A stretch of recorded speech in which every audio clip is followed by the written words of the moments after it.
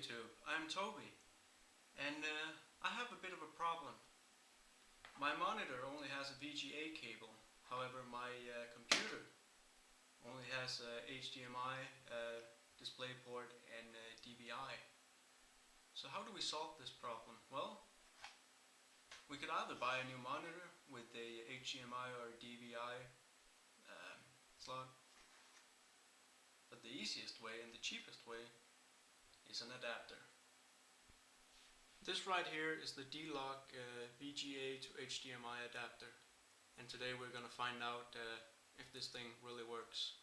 So first off, let's see if it will plug into the VGA cable. Alright, easy enough. Just got to remove the little cover here. Let's plug it into the computer.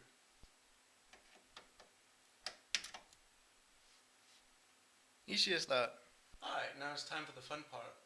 Let's see if the computer will turn on.